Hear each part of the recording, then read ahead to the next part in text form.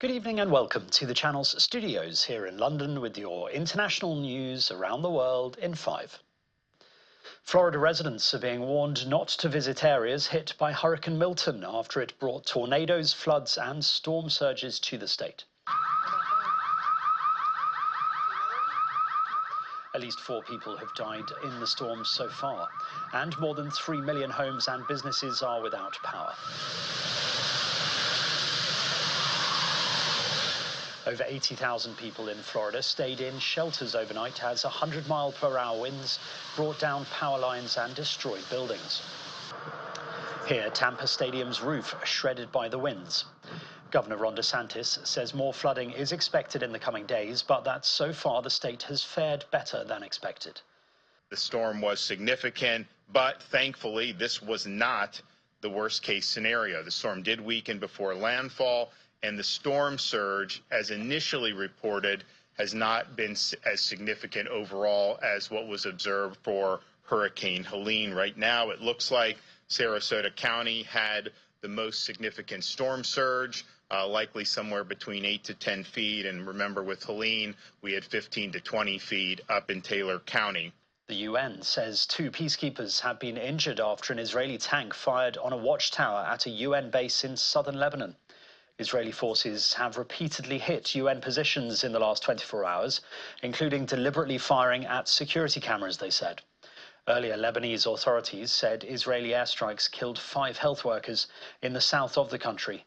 At least 115 health workers have been killed since last month.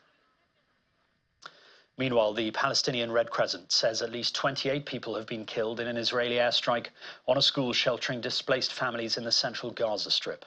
More than 50 others were injured in the attack on Rufaida al-Aslamiyah school, which the medical organization said was close to its headquarters in the town of Deir al-Balah.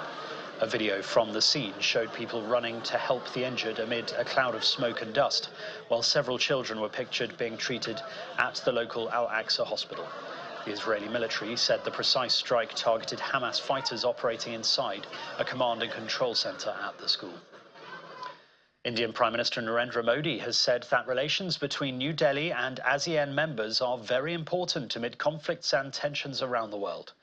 Modi was speaking during the 21st ASEAN-India Summit at the National Convention Center in Laos.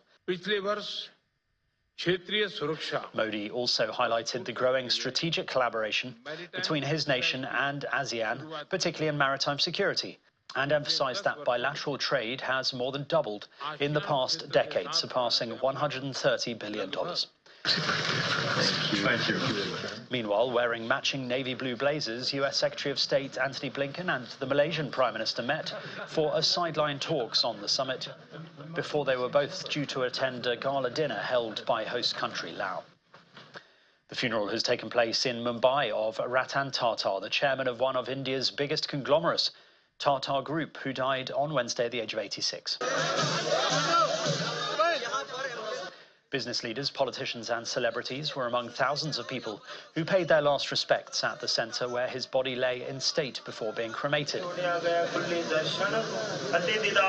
Maharashtra State declaring a day of mourning, and his coffin was given a military salute as it was taken away for the funeral rites.